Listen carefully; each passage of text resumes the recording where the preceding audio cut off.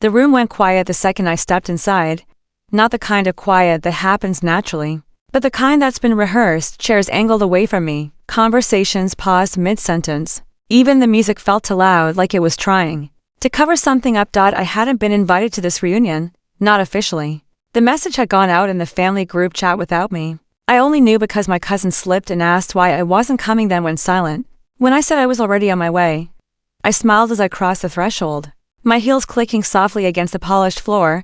Every step felt heavier than it should have, but I kept my posture calm, collected. Like I didn't notice the way my aunt suddenly found the window fascinating, or how my uncle pretended to be deeply invested in his phone. My sister stood near the center of the room, radiant and relaxed, holding court like she always did. She was laughing, head tilted just enough to look effortless when her eyes met mine. Her smile didn't fade, it sharpened. That was when I knew she hadn't just told them to ignore me. She prepared them. Growing up, my sister was always the louder one, the charming one, the one who could cry on cue and make adults rush to her side.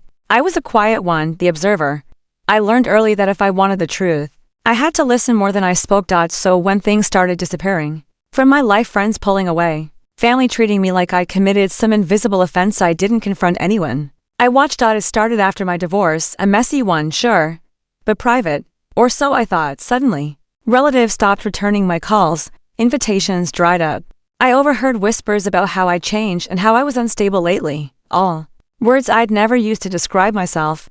I asked my sister once, gently, if she knew what was going on. She squeezed my hand, eyes wide with concern, and said, "People just worry about you. You've been through a lot." That answer didn't sit right with me. The truth revealed itself slowly, like condensation on glass. A screenshot here, a forwarded message there. Late night calls from relatives who thought they were warning me about something I already knew. My sister had been talking, framing concern as confession, painting herself as a reluctant messenger of my supposed breakdowns. She told them I asked her to keep an eye on me, that I feared being alone, that I wasn't handling things well, and the worst part, she said I didn't want anyone to reach out, that I needed space. So they ignored me. Out of kindness, out of loyalty, out of trust in her. By the time I reached the long table at the reunion, every eye was on me. I could feel the tension humming, thick and electric. My sister excused herself from her circle and walked toward me, arms open. "Hey," she said, brightly, like nothing was wrong. "I didn't know you were coming." "I know," I replied, calm even. "That's why I'm here." Her eyes flicked, just for a second, toward the others. I didn't raise my voice. I didn't accuse. I simply reached into my bag and pulled out my phone. "I just want to ask one simple question," I said, turning slightly so everyone could hear. "Why did you tell everyone I asked them not to talk to me?" The room shifted. People leaned in without realizing it. My sister laughed softly. "What? I never said that." I nodded, already expecting that answer. "Okay." I tapped my screen and connected it to the TV mounted on the wall. The first message appeared, her name at the top, her words underneath. "I'm worried about her mental state. Please don't overwhelm her. She asked me to tell everyone to give her space." Gasps were quiet, but unmistakable. I scrolled.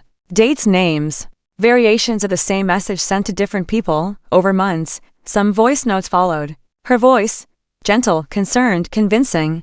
"I don't want to betray her trust." Her recorded voice said, filling the room, "But she really isn't okay." My sister's face drained of color. I didn't stop there. I showed the messages where I asked relatives why they pulled away. Their replies, confused, apologetic. "We were told you needed space," your sister said. Silence pressed in from all sides.